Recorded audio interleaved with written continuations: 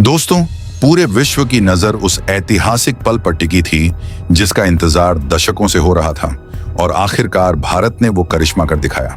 New York स्थित United nation general assembly के मंच पर भारत ने ऐसा परचम लहराया कि 146 से ज्यादा देशों ने भारत की तारीफ की।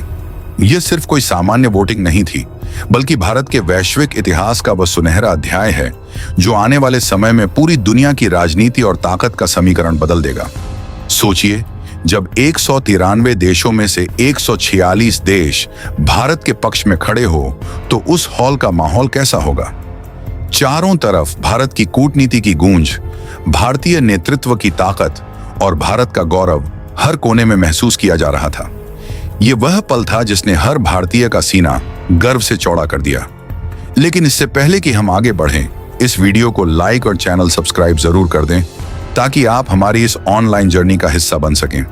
दोस्तों, भारत ने अब यूएससीसी में स्थायी सदस्यता और वीटो पावर के लिए पेश हुआ बिल भारी बहुमत से पास करा दिया है।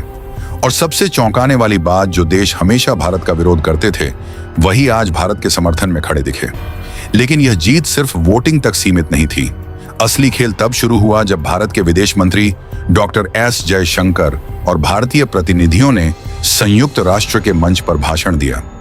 उन्होंने पूरी दुनिया को स्पष्ट संदेश दिया कि भारत केवल अपने लिए नहीं, बल्कि अफ्रीका, एशिया और विकासशील देशों की आवाज है। यही भारत की असली ताकत है। यूरोपियन यूनियन, ऑस्ट्रेलिया, अफ्रीका और साउथ अमेरिका, हर कोई भारत के समर्थन में खड़ा हो गया। यह दृश्य किसी फिल्मी सीन से कम नहीं था, लेकिन हर कहानी में विरोधी भी होते हैं। यहां भी वही हुआ।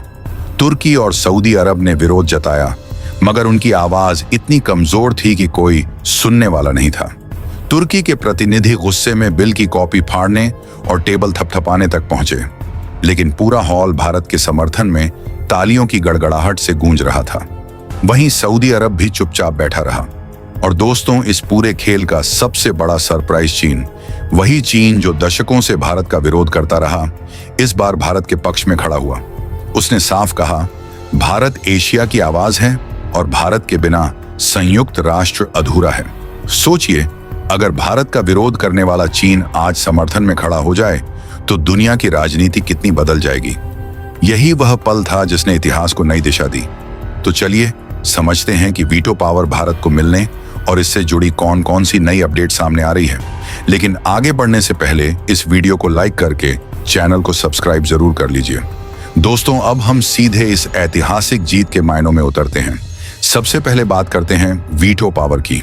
वीटो पावर का मतलब होता है कि यदि कोई स्थायी सदस्य किसी प्रस्ताव के खिलाफ वोट करता है तो वह प्रस्ताव पास नहीं हो सकता। यानी यह दुनिया की राजनीति में सबसे बड़ा अधिकार और ताकत है। अमेरिका, रूस, ब्रिटेन, फ्रांस और चीन ही अब तक इस वीटो पावर का इस्तेमाल कर सकते हैं और अब भारत भी इस पंक्ति में शामिल होने वाला है। सोचिए, अगर भारत के पास वीटो पावर है तो वह दुनिया के महत्वपूर्ण निर्णयों में अपनी शर्तें रख सकता है। चाहे वह तेल और गैस के सौदे हों, व्यापारिक नीतियां हों या सुरक्षा से जुड़े मुद्दे, भारत अब खुद को पूरी दुनिया का खिलाड़ी बना सकता है। अब हम बात करते हैं तुर्की और सऊदी अरब की बौखलाहट की। दरअसल जब भारत के समर्थन वाले बिल पास हुए तो तुर्की इतना गुस्से में था कि उसने युद्धपोत IAS त्रिखंड के खिलाफ धमकी देने की कोशिश की। लेकिन भारत ने अंतर्राष्ट्रीय नियमों का हवाला देते हुए इस हरकत को UN में उजागर किया। नतीजा यह हुआ कि पूरी दुनिया ने तुर्की की हालत पर हंसी उड़ाई और सऊदी अरब हाल ही में भारत के खिलाफ बयानबाजी कर रहा था। लेकिन उस दिन 146 देशों की तालियों की गड़गड़ाहट सुनकर वह चुप रह गया। इसका मतलब साफ है कि भारत अब सैन्य, आर्थिक और कूटनीतिक मोर्चों पर इतनी ताकतवर हो गया है कि कोई भी देश उसे आसानी से चुनौती नहीं दे सकता। दोस्तों, अब बात करते हैं अमेरिका और रूस की भूमिका की। अमेरिका पहले भारत के खिलाफ टैरिफ वॉर और व्यापारिक दबाव डालने की कोशिश करता रहा, लेकिन भारत की बढ़ती ताकत और वैश्विक समर्थन देखकर अमेरिका अब भारत के समर्थन में आ गया है। और रूस भारत का पुराना सहयोगी जो हमेशा भारत की ताकत बढ़ाने में सक्रिय रहा। रूस बार बार ये जाहिर करता रहा कि भारत को स्थायी सदस्य बनाया जाए और यह भारत की कूटनीति को और मजबूत बनाता है। फ्रांस और ब्रिटेन, ये दोनों देश भी भारत के मजबूत समर्थक बने हैं।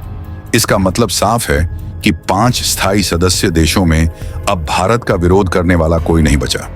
अब बात करते हैं भारत के बढ़ते वैश्विक प्रभाव की। भारत अब तेल, गैस और वैश्विक व्यापार के मामलों में अपनी रणनीति तय कर सकता है।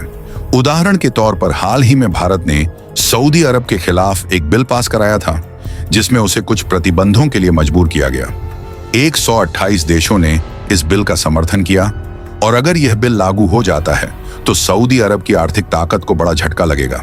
इसके अलावा दक्षिण पूर्व एशिया और अफ्रीका के देशों की नजर अब भारत पर है। म्यांमार, इंडोनेशिया, वियतनाम, मलेशिया और अफ्रीका के 53 देश मानते हैं कि भारत उनकी आवाज विश्व मंच तक पहुंचा सकता है। जापान और भूटान जैसे देश भी भारत की स्थायी सदस्यता का समर्थन कर रहे हैं। इससे साफ होता है कि भारत का नेतृत्व केवल क्षेत्रीय नहीं बल्कि वैश्विक स्तर पर है। दोस्तों, भारत की यह जीत केवल कूटनीति तक सीमित नहीं है, बल्कि इसका असर अर्थव्यवस्था, सुरक्षा और अंतर्राष्ट्रीय राजनीति पर भी पड़ रहा है। एक और दिलचस्प पहलू देखें कि सोशल मीडिया और जनमत। भारत की जीत की खबर सोशल मीडिया पर फैलते ही पूरी दुनिया में गर्व और उत्साह फैल गया। लोग भारतीय नेतृत्व और कूटनीति की तारीफ कर रहे हैं और यह साबित करता है कि भारत अब सिर्फ राजनीतिक नहीं बल्कि वैश्विक चेतना का केंद्र बन रहा है।